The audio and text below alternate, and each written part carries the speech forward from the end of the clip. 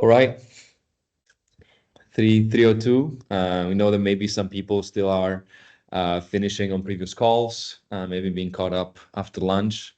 So let's maybe kick off. And first of all, let me welcome everybody.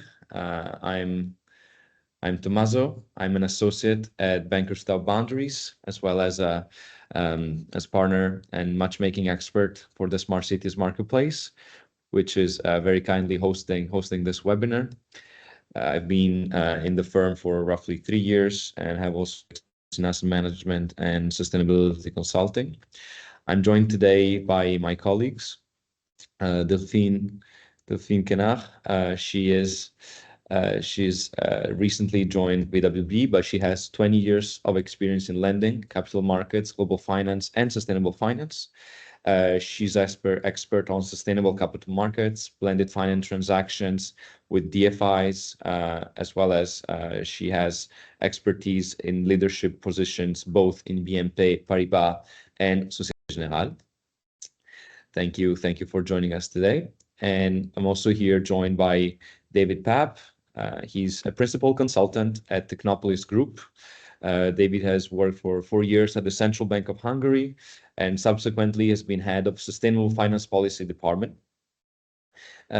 For 5 years, he was also employed at the Dutch Development Bank, where he managed and supervised a portfolio of clean energy projects and fund investments across the globe.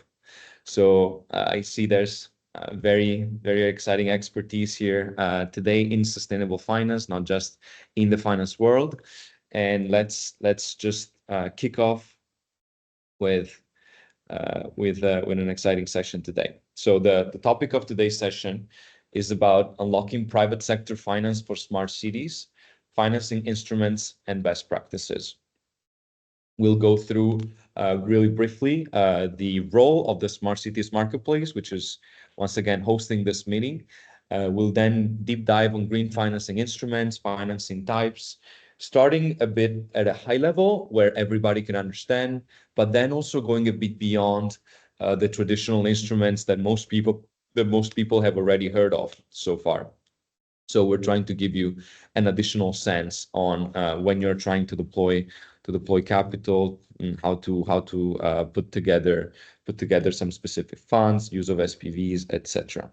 We'll also move eventually to Delphine, who, with her specific and peculiar expertise in financing and her understanding of bankability of projects, especially as sustainable kinds of projects, she will run us through some key criteria and give us some examples as well of recently well-executed transactions.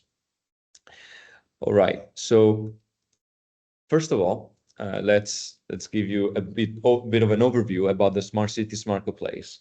So the Smart Cities Marketplace is an initiative of the European Commission that starts from the understanding of the fact that there are several barriers to climate neutrality for cities, namely the lack of funding and financing schemes, the fragmentation of responsibilities, a disconnect between action and strategy, a lack of cooperation with the private sector. And it decides to try and bridge this gap where it needs to identify clean energy support, sustainable mobility support, solutions for climate financing in general. And it provides free of charge, tailored support and guidance, as well as access to funding and financing opportunity support through our investor network, as well as a set of knowledge networking opportunities with peers. It's really a process that it's open to small to middle-sized cities, really trying to bridge this financing gap, technical expertise, knowledge, and also allows you to be in touch with a set of additional cities doing the same path, or also specific actors in the city supporting ecosystem. We listed a few services. So here we're just seeing one of the 6. We're talking about thematic webinars, for instance, where we shared some of our knowledge, but we definitely also do offer financing masterclasses, matchmaking events, one-to-one consulting services, peer-to-peer exchanges, as well as actual supporting the execution of deals with financing expertise. Our investor network counts on very engaged and already active investors in sustainable decarbonization kinds of projects, including Pioneer, Green Crowd, etc. And we are part of a larger ecosystem, of a broader ecosystem where we are collaborating with Scalable Cities, the Covenant of Mayors, but also Net Zero Cities, which is probably concerned with a bit larger entities and larger institutions, larger municipal entities, but still collaborating with us on knowledge sharing as well as on the actual offering of technical assistance. On the side also, you see, for instance, when we talk about some thematic expertise, whether it's digital, mobility, or buildings, we're also in line with other European Commission initiatives, the EC Renovation Wave, Celsius, the European City Facility, among others. In the past, the Smart Cities Marketplace so far has been able to receive 130 bankable project proposals for a size of roughly 700 million euros. And an example, for instance, is the Poland 2030 hydrogen strategy, which we contributed to, trying to make sense of the complexity and actually the assumptions that were being done regarding hydrogen refueling stations for agglomeration and populated areas. But also another example of an assistance that we provided was represented by the mid-sized city of Bydgoszcz in northwest Poland, where we produced an analysis and an assessment of different technologies and best practices and financing options for their hydrogen-powered buses fleet, which would be deployed and is meant to be deployed in the city. So we really went through all the details and went all the way to the co-preparation, all the way to the financing and funding bridging gap. If anybody among the attendees here is a city member or is working with cities or knows about cities who need support in this regard for their project preparation, financing, funding, technical expertise in energy, mobility, waste, and others, we are here, and you can submit an application at this email, matchmaking@smartcitiesmarketplace.eu. We also have a bunch of different social media that you can use to reach out to us. So this is it, a brief overview of the Smart Cities Marketplace. And now, without further ado, let's move to the deep dive on green financing instrument and financing type. And we hope you're learning at least something new today. So I'm moving on with my colleague. David will be running us through this section. Yes, thank you very much, Tommaso, for the very dynamic introduction of Smart Cities Marketplace and also for the presentation so far. So I'm going to talk about a few slides, which the objective is to set the scene a little bit, to kind of narrow down of what we're talking about today. First, I will, in this slide, I'll show some data that I have taken from the European Investment Bank's Municipalities Survey of 2023, which looked at how municipalities are actually financing their infrastructure investments. It's quite a representative survey of more than 700 respondents. And I've taken just 3 graphs from this one. I'm going to talk about this and highlight of why this is important. On the left-hand side, you see this pie chart, which represents currently what are the funding sources used for infrastructure investment of municipalities. The 2 green colors represent the own funds, which is 43%. So everything that all the funds that are raised by the cities themselves.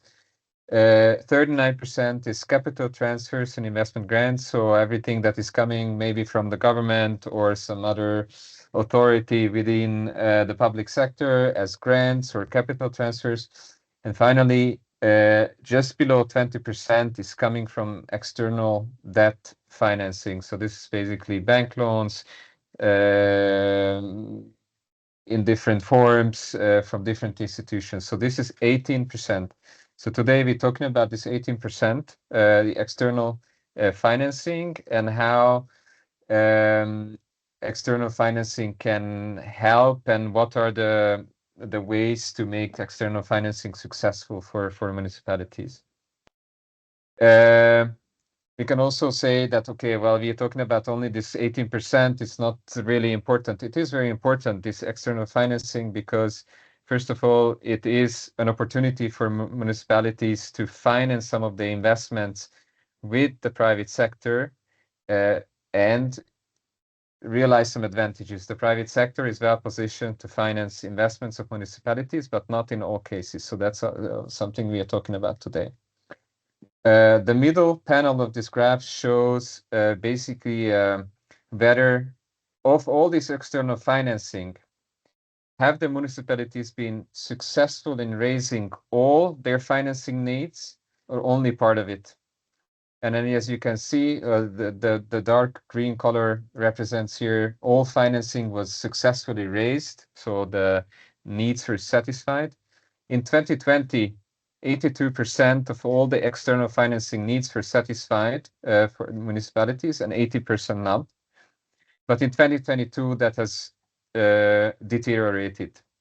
So we've seen an increasingly challenging financing environment, and this financing environment is causing cities for becoming less successful in actually raising all the financing needs, external financing needs that they want. So there's certainly some kind of an issues with bankability, and that is why also we're talking about that later today. On the right-hand side of the panel, you see the different forms of the external financing that the municipalities are applying now. And that's surprising maybe, but the most exercised is commercial bank loans in different forms. We're also going to talk about that. You see that the second position is loans from development banks, national promotional banks, then EU-funded financial instruments, and some other types of financing. On the very end of the spectrum is capital market instruments, green bonds, which is a very special one that is not really accessible to all, but we are going to talk about that as well, because that's an interesting concept too.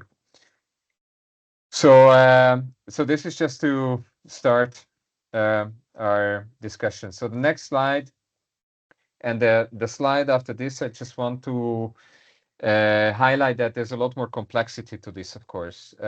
This chart here shows funding and financing instruments. So financing, we mean debt instruments mostly, and the funding is grants or own sources, categorized by the level of the funding or financing from EU down to the private sector, but also by the activity that that is financed by the municipality. See, planning, construction, service provision, etc., etc.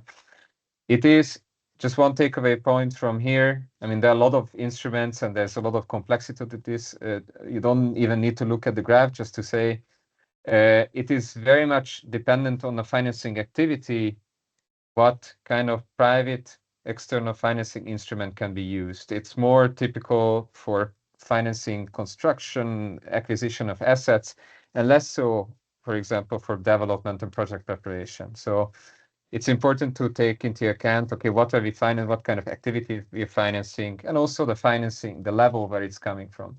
So that's one takeaway, kind of like be mindful of this complexity. Tommaso, you can go to the next slide, which is also talking about this complexity a little bit from another perspective. This chart shows, it's not that visible, but it's also doesn't matter what is on the graph. The concept is important. This chart shows basically two dimensions on the x-axis, the extent of which a city or municipality has autonomy of its revenue generating activities, so how much it can raise revenues, and on the other axis you see how much it has agency about its expenditures, so how much influence it has for revenue and expenditures obviously, on the right top corner is when there's a lot of autonomy and capacity for cities to raise revenues, and also a lot of control over the expenditure. That's when the private financing mechanisms can be most useful. And then here you see some examples of the best financing instruments. Well, it says climate neutrality. We can also say in general, municipal borrowing, so direct and indirect debt, public-private partnerships, and some other maybe more sophisticated methods that are conceptual there. So carbon markets, we're not talking about that, but we're talking about the mainstream from borrowing and also a little bit of the capital markets. We can go to the next slide. So I've talked about forms of financing and the complexity of how to slice and dice the different types and when is it best to apply. I want to also introduce two important concepts because that will be important to understand the following slides, because we're going deeper a little bit in some financing forms. These two concepts, and yeah, I don't know the audience of who is coming from what background. So for some, this might not be new. For some others, this may be new. One is on the left-hand side is balance sheet financing, and on the right-hand side is project financing. So there's two different methods, basically. Both are applicable to kind of like lending, borrowing money for realizing projects. Balance sheet financing, you see kind of like this, the overview or the illustration of right-hand side of the kind of like the different elements of this. What is important, this is a direct lending relationship. So there's a borrower, for example, a municipality-owned enterprise, that is directly borrowing from a lender, most typically a bank, and the lender assessing the repayment capacity of the borrower based on the borrower total financial standing, so the borrower's balance sheet. So this is a very direct relationship. And then the borrower using these funds to, with capital expenditure, invest in certain assets, for example, electric buses, a fleet of electric buses, makes the capital expenditure, and most probably collateral is created to the lender, so the lender can take action if the loan is not repaid, and electric buses will be assigned to it. So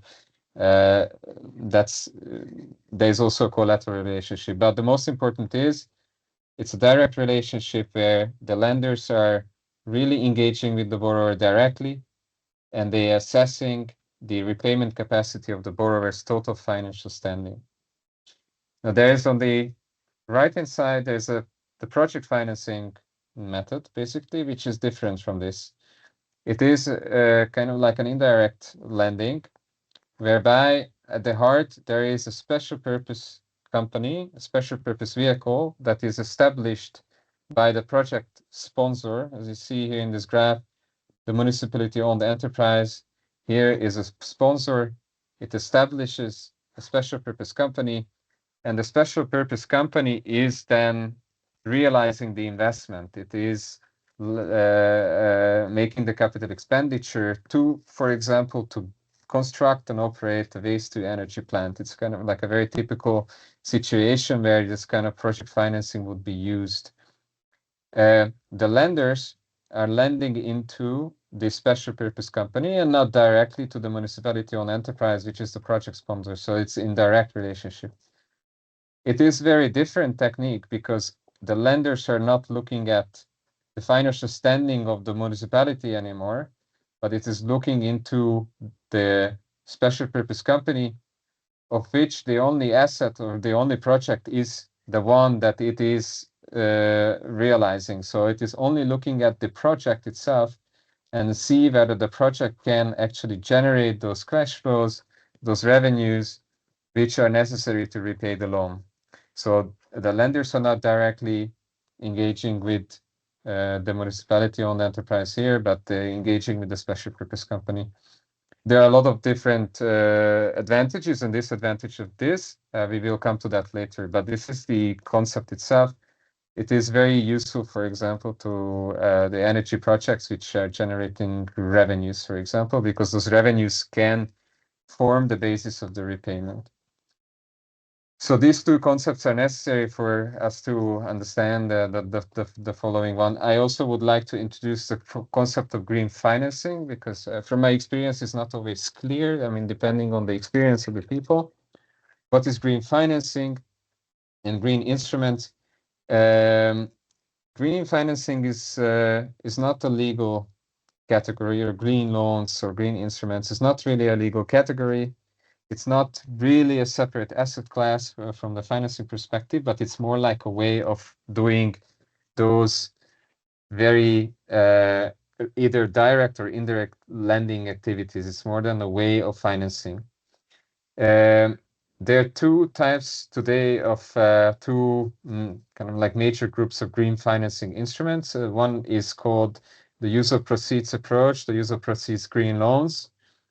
And the other approach is called the sustainability linked instruments. And I'm going to explain these two, because I think this really captures the essence.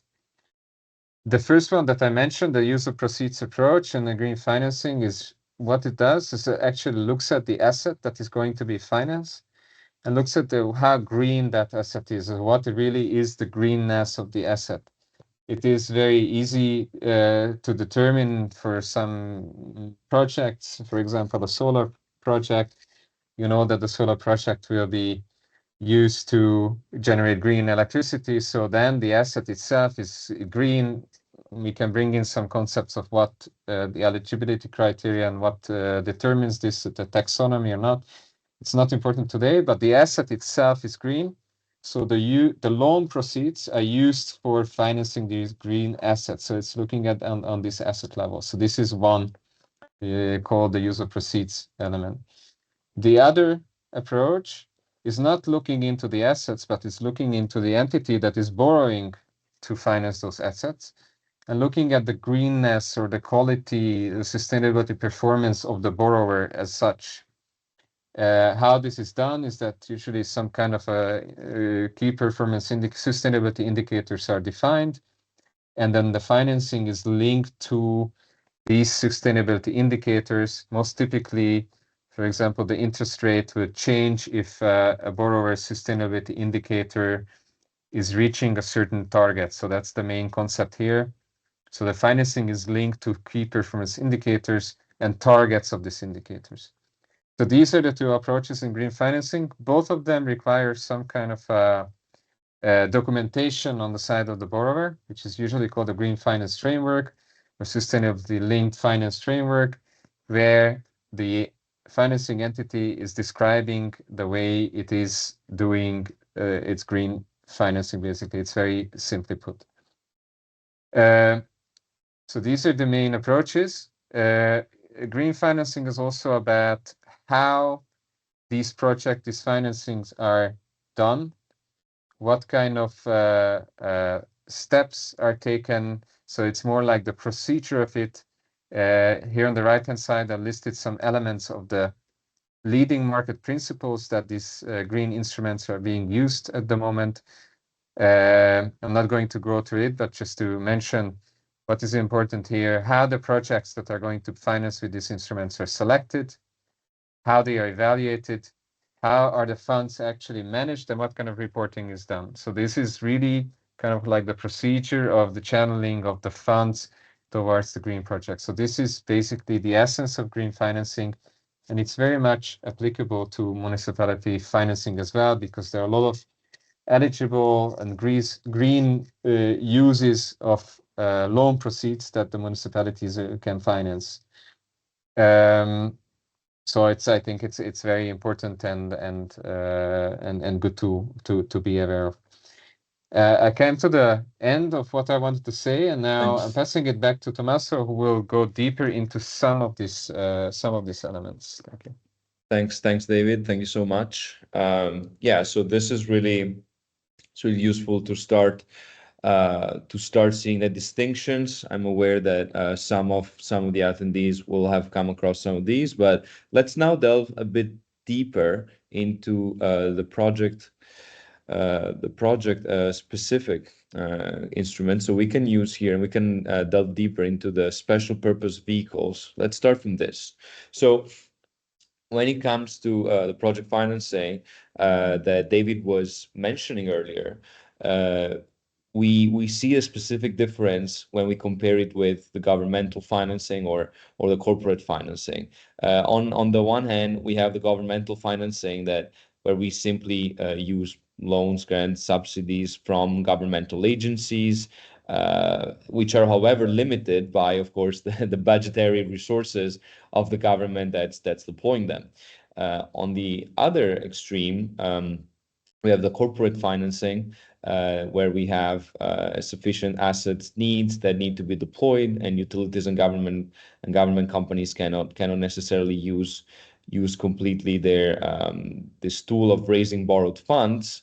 So we find sort of like a middle ground. We find a middle ground where there are loans provided to a specifically created project company, and the lenders rely on future cash flows of the projects to recover the funds.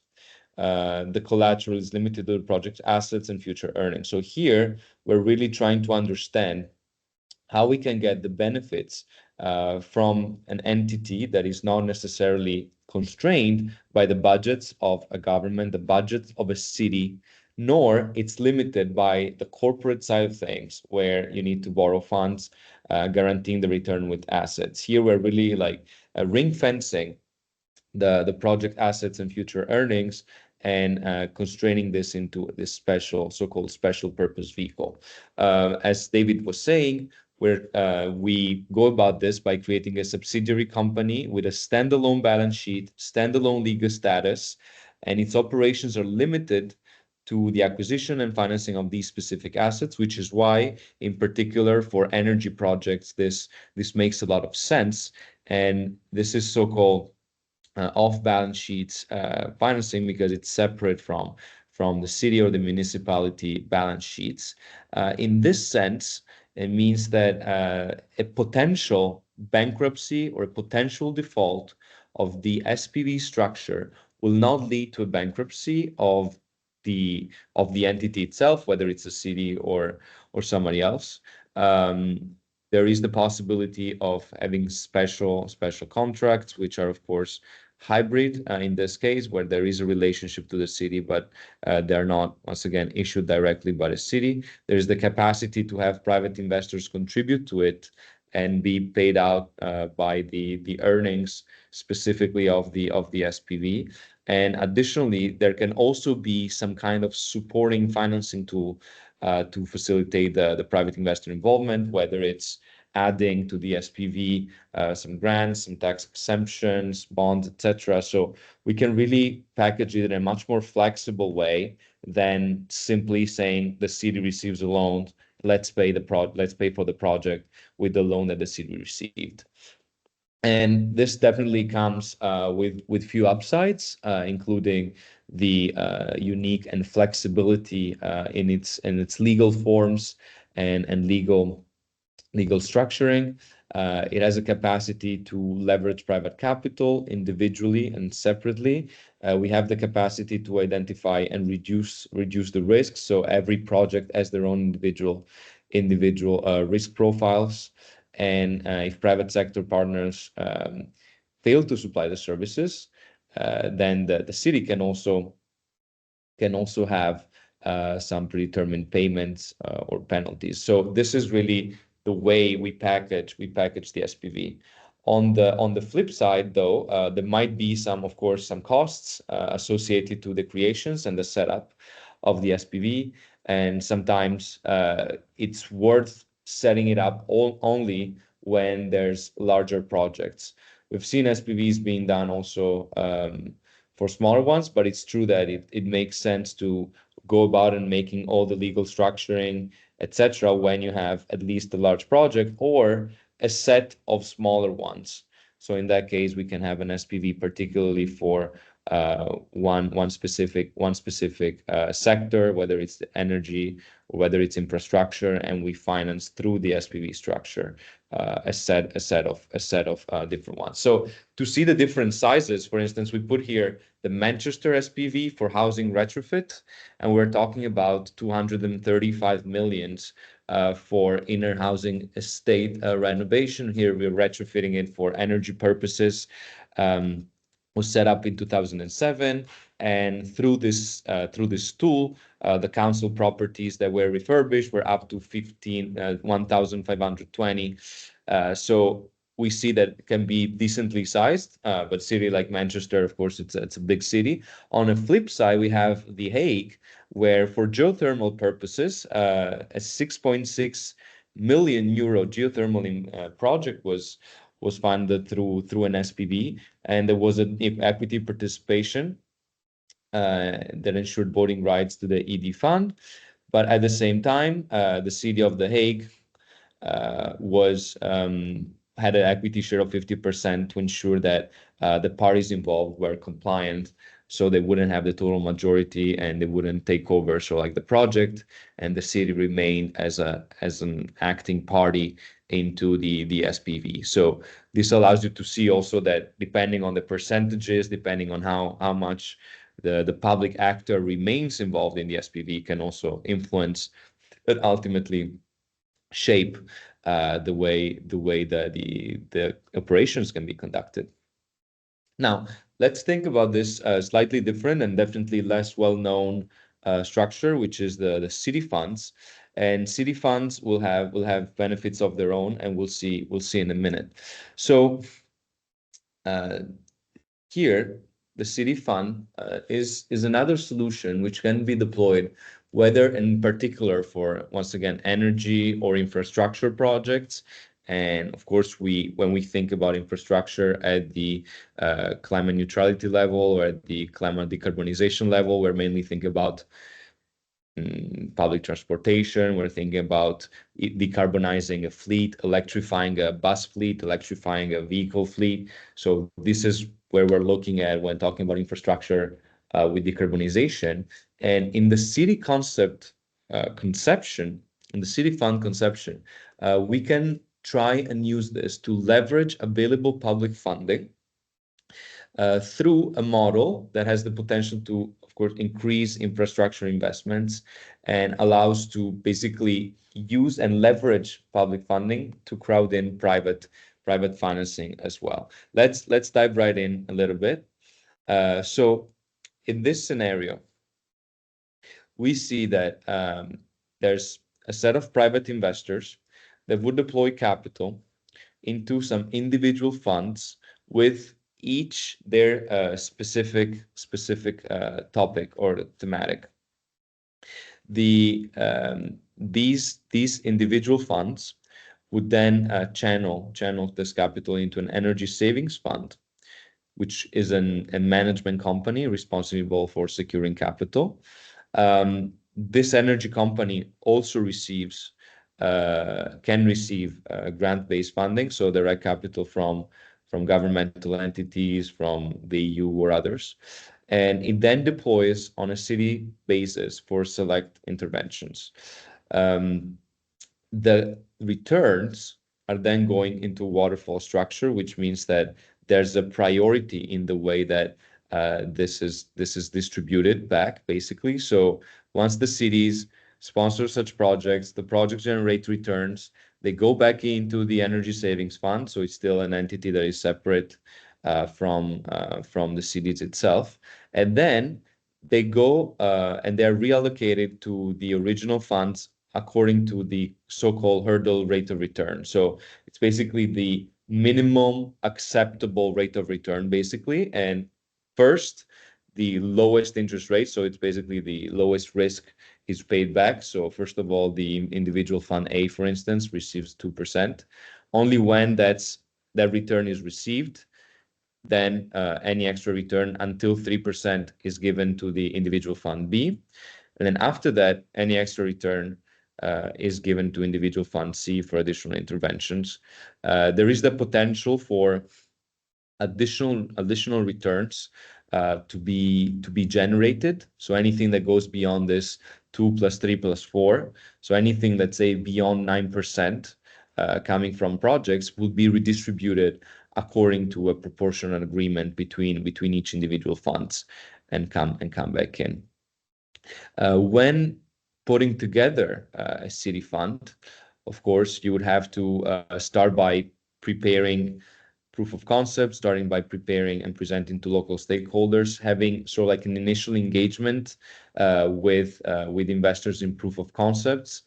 You launch a proof of concept and then expand into maybe a regional financial mechanism. So we're talking here about different layers to it. The difference compared to the previously illustrated structures is the fact that in this case we have to have a pipeline. We have to have the engagement with local actors. We need to have also the fund manager potentially for the energy company. So it has some moving parts, but definitely the benefits of, once again, leveraging public capital and using that to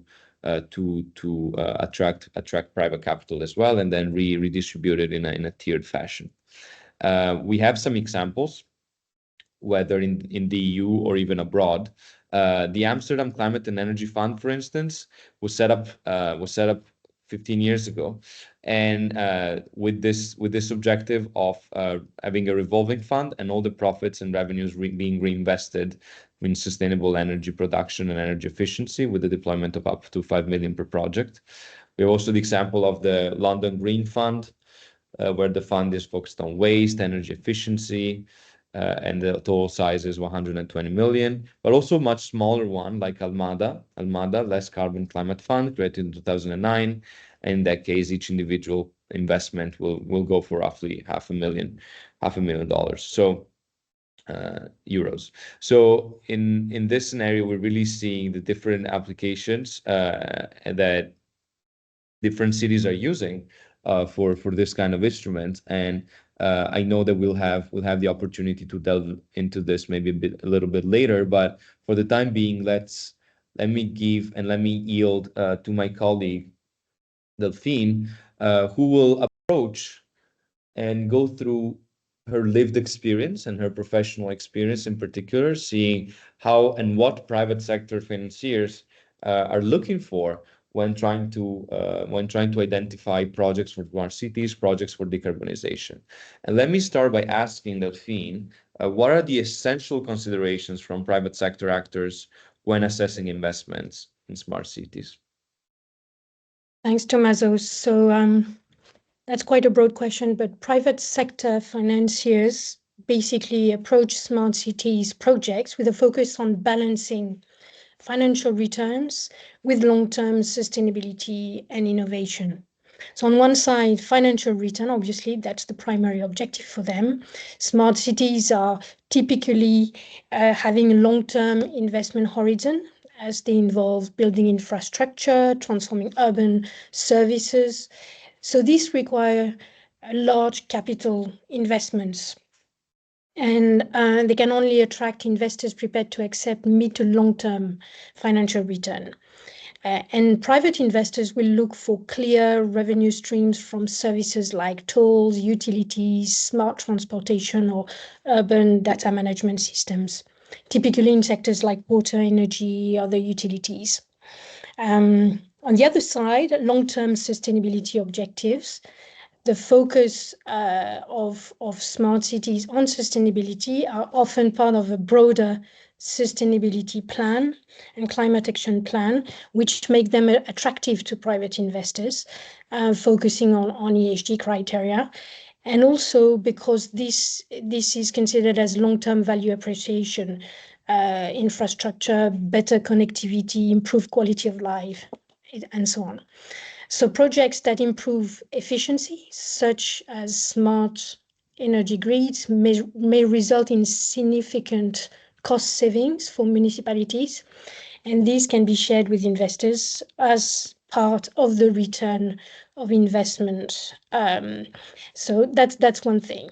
And then innovation obviously is key. Private financiers tend to view technology companies and innovative solutions as key value drivers. backing smart buildings, sustainable urban developments that incorporate technology and efficient design. In there, investors will focus on sectors where technology can generate the highest returns, of course, such as smart energy grids, connected infrastructure, urban mobility like EV charging stations, or even real estate developments with integrated smart solution. They will seek to ensure that smart city projects have clear monetization models, services, or partner with governments and corporations to optimize the city management systems through analytics. For instance, the usage-based fees type of models, smart transportation systems where users pay for access to smart parking, ride sharing, congestion-based tolling systems. All these are the things that investors are looking for. And finally, obviously, there is the risk management and scalability aspect, because smart city projects come with a range of risks, including, we mentioned technology, but also regulatory challenges, market risks. So private financier will typically conduct very rigorous due diligence to ensure that the technology is implemented in a scalable manner. They will partner with experienced operators and technology firms with strong track record, and they will ensure that there is a mitigation of the political risk or regulatory risk they can come across. They will look at scalable projects, meaning that once successful in one city, they will try to replicate in another city or other region. So overall, financiers look for projects that are scalable, that can be replicated in different regions, and that can ensure both financial return and have a clear long-term sustainability plan. Thanks, Delphine. That was very clear. Moving on, we're trying to look at some examples of recent smart cities transaction and their financing structure. Let's see if we can tell us a bit more about that. Yeah, sure. So maybe let me give you some examples which will actually illustrate what you've been presenting, David and Tommaso. And let's start with the sustainable bonds. Bonds are not as widespread as we would think. Sweden was the first city in the world to issue green bonds in 2013, making it a pioneer in sustainable urban financing. That was Gothenburg. Green bond. So the city used the funds for projects related to renewable energy, energy efficiency, sustainable transport, waste management, and water management. It paved the way for other municipalities and cities in Sweden and Europe to explore sustainable bonds as a means to fund eco-friendly projects. So, for instance, Oslo or Helsinki followed suit. The Helsinki one is interesting in 2022 because it focused in financing the transition to a low carbon economy, and proceeds were directed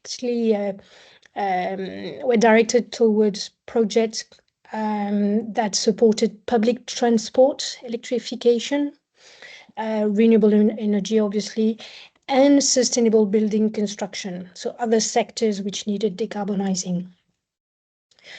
Also to be noted, more recently in 2022, the Swedish city of Helsingborg has become the first city to issue a sustainable linked bond with a KPI linked to achieving net zero greenhouse, so GHG emission reduction.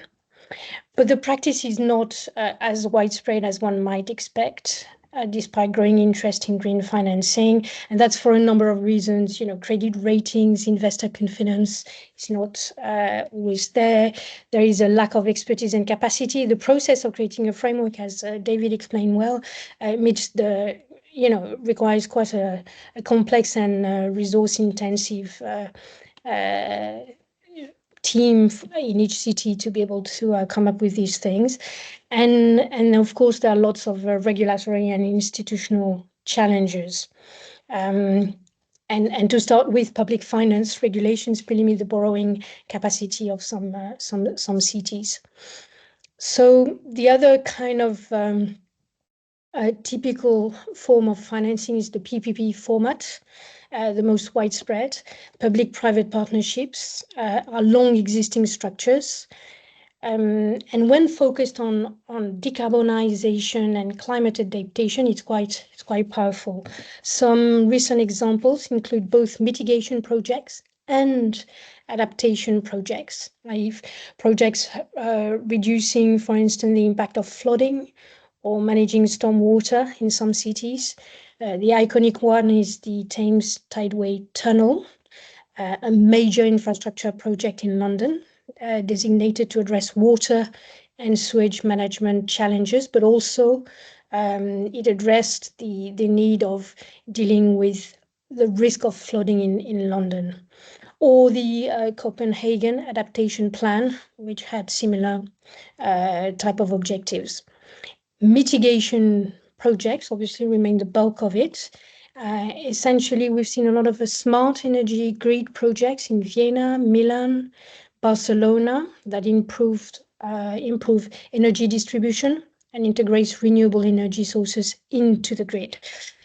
In all cases, the PPPs have been contracted between private companies like Cisco, Siemens, Schneider Electric, and the cities with clear decarbonization goals via, for instance, enhancing energy efficiency and reducing greenhouse gas emissions from public buildings and transportation systems. In that respect, it's worth mentioning the Warsaw PPP in Poland, which aimed at reducing air pollution and meeting Warsaw's climate goal by transitioning the electric public transport to the public transport to electric buses. And then the third category is what we call a blended finance projects. So what does it mean for smart cities? Blended finance is this extra layer of structuring which blends municipal and national government budgets, EU structural funds or supported EU Horizon 2020 grants and private investments. The term blended finance often implies the mixing of both public and private funds through a common investment scheme or deal, with each party using their expertise in a complementary way, and the fact that public funds are often on concessional terms, i.e. at more attractive conditions than the prevailing market. So it's of course subject to not distorting the market, and in the EU it's quite important. But there is a long list of blended finance projects since 2009, and maybe to name a few, the Smart City blended finance projects through a mix of municipal and regional public funds, EU grants, private investment are a good example, where public funds have been critical in reducing the risk for private investors to come in large-scale projects. The Horizon 2020 program, of course, funding research and development projects where key private sector companies participated as technology providers and investors in the deployment of infrastructure. And also some projects where the EIB, the European Investment Bank, have provided co-financing in addition to private sector investments or EU grants from either Horizon 2020 or the ERDF, the European Regional Development Fund, supporting research, pilot projects, and scaling of technologies.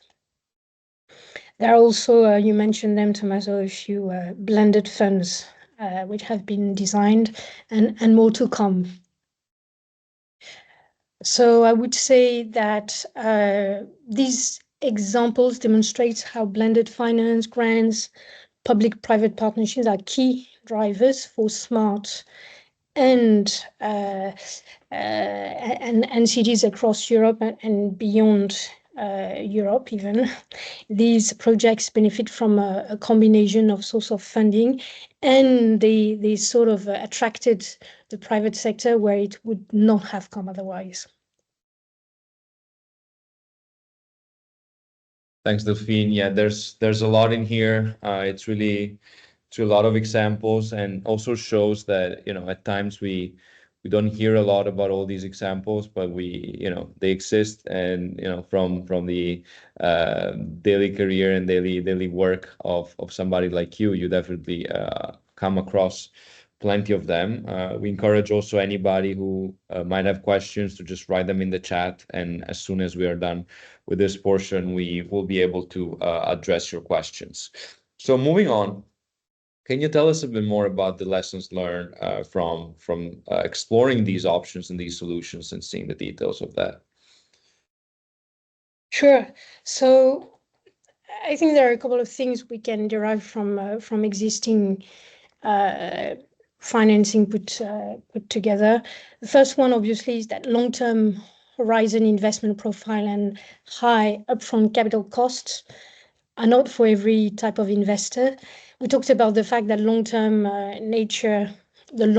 inherent nature of smart city investments, with the high initial costs that require long payback periods, sometimes spanning decades, that can deter private capital, especially from funds or investors with shorter return windows. Besides some uncertain or indirect returns, for instance, investments in smart lighting, traffic management, or public Wi-Fi may not have immediate predictable revenue streams. So all these, challenges to predictable revenue models justify the high upfront costs.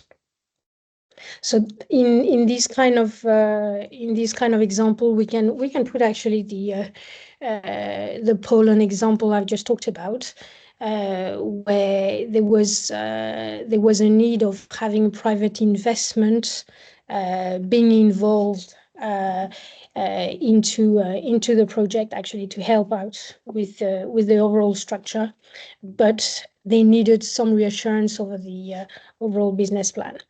So dealing with the long-term horizon investment is one. Secondly, there is a need to manage complex shareholders, generally aligning the interest and coordinating a diverse range of stakeholders, from municipal governments, technology providers, regulators, citizens, is often difficult, and it can lead to slow progress, increased costs, project delays, and even sometimes cancellation. When structured well, PPPs allow this alignment. This is why it's quite important. The Barcelona example is a good one because it was a successful PPP where private technology companies like Cisco or Schneider Electric partnered with the city to implement smart infrastructure, and the shared risks and benefits were crucial in attracting private capital. The third element is the due diligence aspect of it. Private investors and the public sector, we perform slightly different type of due diligence. Smart city projects are often subject to changing local, national, and international regulations. So investors are going to look at all that. They're going to look at the technology risk, obviously, as these smart city projects are heavily reliant on cutting edge technology, Internet of Things, AI, smart grids, and so on. And the projects that have progressed well on their own had usually experienced financial banking partners and investors involved. But sometimes, it was difficult to attract private investors because of the level of due diligence requirements that they were looking for. The fourth thing, which is quite important, is the funding, obviously, and financing access. There is a big range, and we'll talk about that. But that's the role of the Smart Cities Marketplace and some other initiatives to help with showing all the range of funding and access. But there is an estimated 650 billion euro gap in terms of funding cities for decarbonizing and adaptation requirements. And therefore, there is a huge need of having the private sector come into place, because most of the financing to date are still being done by the public sector or public banks in some areas, which can offer relatively cheap funding compared to what the private sector could require. So and therefore it limits the private sort of capital involvement in the projects. The fifth things, the fifth element is the diversification and scalability requirement. One thing that usually puts off investors is the lack of scalability, because doing the analysis and due diligence for one particular project is actually the same than doing it for many. So they tend to want to scale things. And they want to diversify their portfolio. So all the sort of examples where there has been replication via the EU Horizon grant, the Smart City Lighthouse projects, for instance, allowed Amsterdam, Copenhagen, Nottingham in the UK to do a similar type of investments.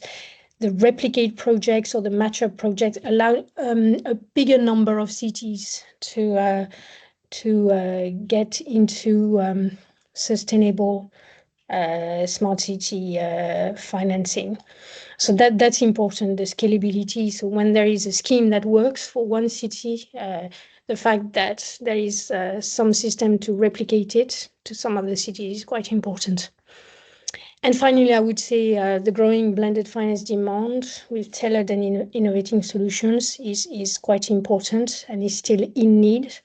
Successful smart city transaction require more of these solutions with de-risking projects, structures that really attract private capital. What's interesting is that some financiers are willing to accept slightly lower returns if projects demonstrate social and environmental impact, such as reducing energy consumption, improving public transportation, or enhancing healthcare services through smart technologies. In that respect, the Amsterdam Smart City Initiative is quite interesting because it created a framework for monetizing data and energy savings, which helps secure private sector interest.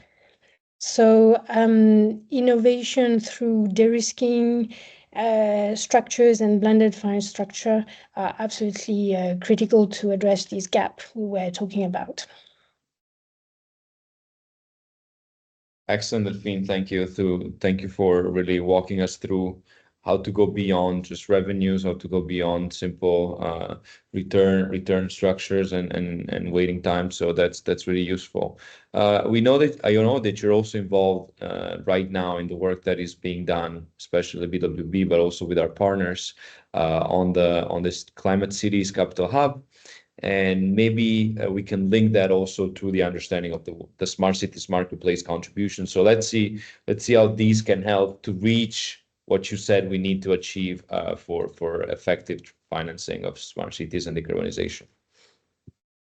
Sure, maybe we can say a few words about the smart cities marketplace itself to start with, because it was created to deliver more sustainable urban environments and offers a lot of information to explore solutions, shape sustainable urban projects, and successfully shape deals.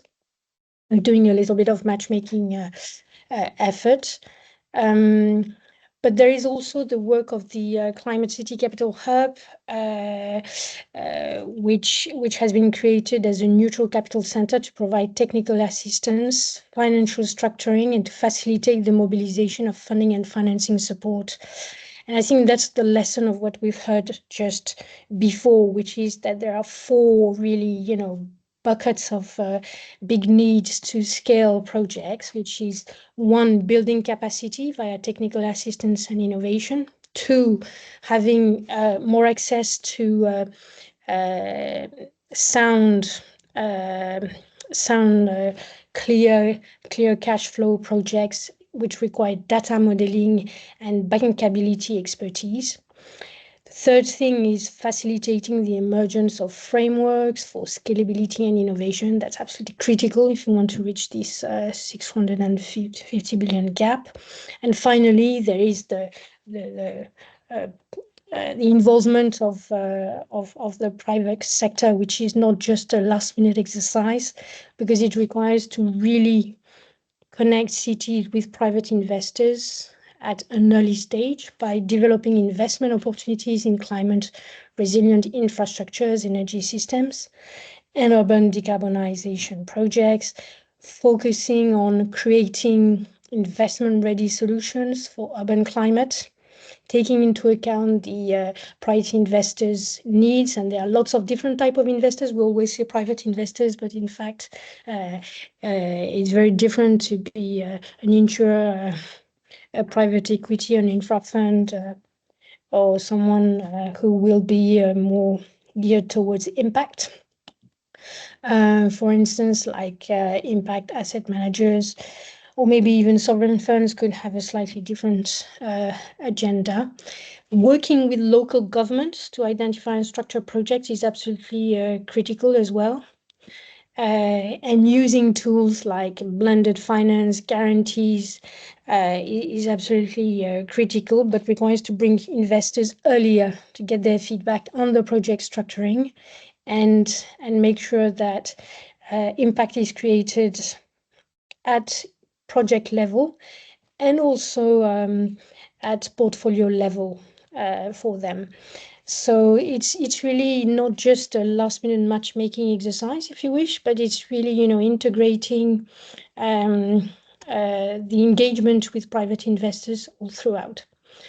And therefore, the four things which are critical is really building capacity, technical assistance, data modeling, facilitating the emergence of frameworks, and having a neutral way of getting both public sector involved or private sector to ensure that the funding needs of the cities are best matched.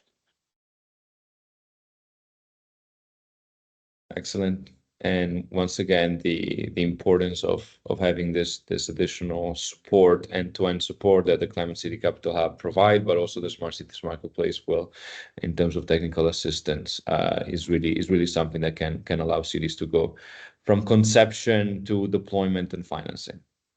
All right, so let's well, thank you again, Delphine, for your time, for being with us and for sharing your expertise. I'm sure that this must have produced some questions. So let me see if in our chat we have the specific. There you go. Okay. So I see that, for instance, Silvio said that in 2022, a lot of EU projects started in Romania, and that's why the request of fund has decreased. The local budget were spent on starting this project and first pays until the government and EU transfer the money. So, Silvio, would you maybe like to explain this a little more? Since I see you're still here, so maybe you can add some color to the question, or otherwise we can try and respond to this. So local budget were spent on starting the project. Okay. I think this was a commentary to one of the first slides, I think, about the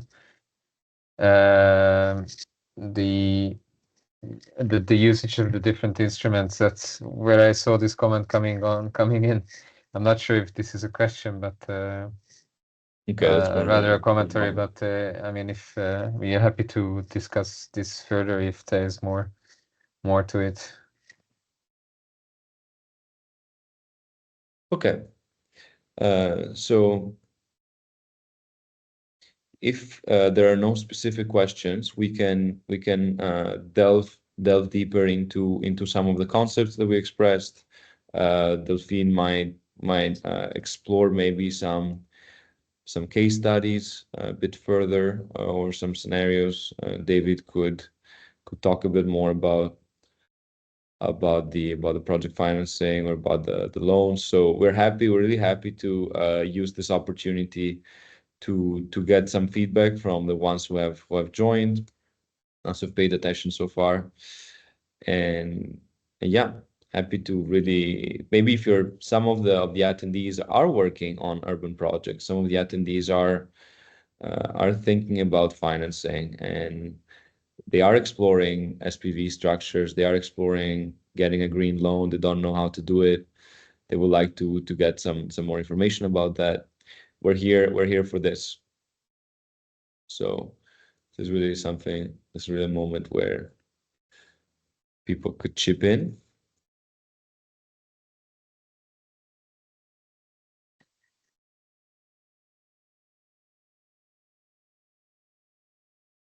So either we were very clear or we were not clear at all in our presentations. Yeah, I think so. Since we have Delphine here, who she's seen so much, and she's really been working on a set of different projects. I'm curious to know whether, especially in the blended finance front, you've been mentioning blended finance a lot of times, and I've been going to a lot of conferences on the topic of financing cities, and the topic of blended finance comes up very frequently. There are some examples that you pointed out. If, let's say, if we wanted to help a city who's thinking about financing some of their projects with some blended financing solutions, how would they start thinking about that? Who would they have to reach out? Is that something that just comes from the government? Is it something that can come from an initiative of philanthropies or cities? How would you recommend a city who's thinking about this to approach the topic, maybe? So I think it's a very, very good question, because as you illustrated at the beginning, Tommaso, you don't have so many examples of fund vehicles. There are a couple of them that are being looked at right now in the Nordic, in some Nordic cities.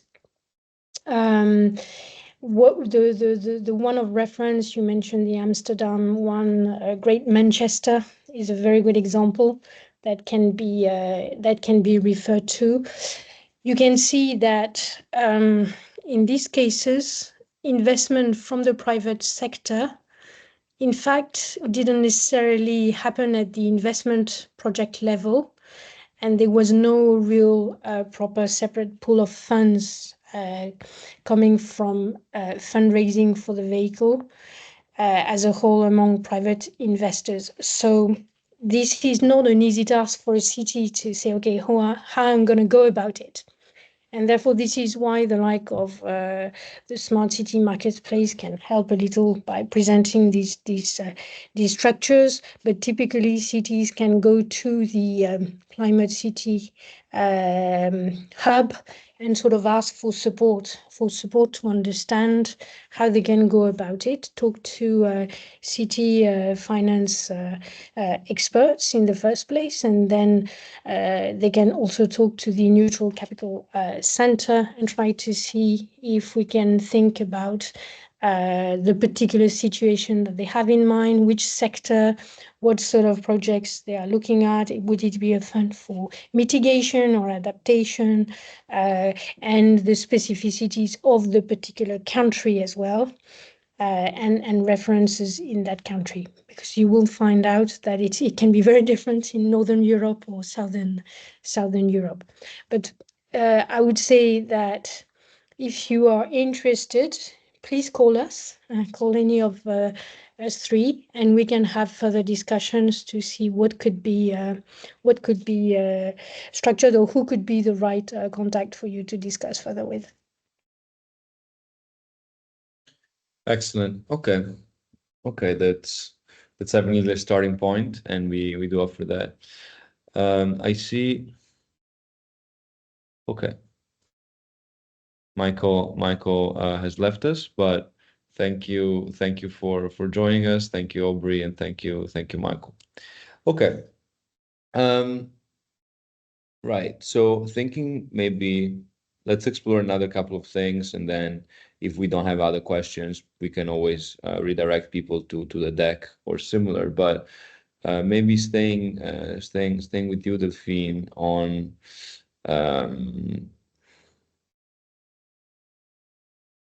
right. You mentioned a couple of times this more patient stakeholders, and I've been told that in impatient investors tend to be more of a conceptual idea that we play with a little bit. That we like to think that there are a lot of impact investors out there who really care about the planet and don't care about profit so much, or about investors who, if they just waited a little longer, everything would be fixed. And so you did mention investors with longer return profiles. Uh, are they, from your experience, are they very frequent? How do they go about presenting themselves? Is this something that cities can engage with? And how would you respond to those who say that actually impact investors and these long-term return investors are not really a thing? Yeah, I guess there are almost two questions in one, because long-term investors are going to be the one who are equipped for and are looking at their return from let's say mid-term to long-term perspective when it comes to city financing. So it's going to be at least 7 years, but it could be even 15, 20 years, depending on the structure. Some of them are going to look at investment profiles which are less risky but very long, or some could accommodate shorter duration with a little bit of more risk. When it comes to impact investors, it's a bit of a wide word, obviously, for designating investor type, but they will tend to look at very specific impact measurement aspects. So not only the number of, I don't know, local jobs created, but perhaps the social impacts or the co-benefits or nature benefits created by a particular project. And they will look at urban sustainable financing with this in mind. So they would want to understand how the money they put into at work, basically, can be measured against these particular criteria. So it wouldn't be just, kind of a blind pot of putting some money somewhere, but it's really a question of saying, okay, how can you look into the impact created by these particular investment socially, in terms of nature, in terms of I don't know if it's an adaptation projects, the flood resilience elements created, and so on. So I think that pockets of investors, you've got lots of them, and we can go to different and appeal to them in a different way. But what is sure is that you don't have one single category of investors. You could have, subtypes. What is very important from the city's perspective is to really have a clear financial business plan, and also a sustainable and impact sort of story. And that explains exactly what is being achieved, what are the criteria, and how they can be looked at. When we talked about patient capital, it can both means you inject at the beginning of a period, there is a long capex investment period, and then some reimbursements, or it could mean accepting to defer the time where you would normally receive your payout. So, for instance, a bit of deferral of the interest rates. That could be also what is meant by patient capital. Excellent. Okay, so you're giving us hope in this regard. So those against the critical voices. Okay, I think that we really explored this topic in quite a good level of detail. We gave a gamut of sustainability instruments, so and green instruments such for financing. So that's really good. If David has sort of like an additional remark after all has been said after him, I'll be welcoming him to make an additional remark before we go. You mean right now? Yeah, of course. I mean, yeah, just generally what I said in the beginning. So everything that, of course, Daphne has explained is really important. I think we need to realize that there's such a huge investment gap in climate neutrality that it's very difficult to, if you're serious about that, difficult to bypass this topic, this private financing topic. So without that, we will not be able to realize all these investments that are needed. So I mean, we started the discussion from, okay, we are talking about maybe a small part of the different financing sources, solutions that are available to cities, but I certainly think that this has a lot more potential than it actually is. So today we have seen ways to actually to how to realize that potential and how to tap on this source much better. So I think we need to continue that and then keep on talking about that. So that's my final remark. I think really on the need of the private sector and especially banks and lenders and capital markets and everything, because without that we'll not realize the investments, or will not make these investments a reality. And I thank everyone for the attention, of course. Excellent. Well, thank you, everybody. Thanks for those who were with us until the very end. Thanks, Delphine, of course, for joining, for sharing your expertise. Thanks, David, for sort of like a more theoretical overview of how we get to the core of green financing. And once again, we remain at your disposal. You now have our emails. You have, as Luisa just shared on a channel, the possibility to link with us on LinkedIn, Twitter, YouTube. You have our newsletter, a matchmaking email that you can use if you're interested in any of the services that we listed before. And otherwise, we wish you a great rest of your day.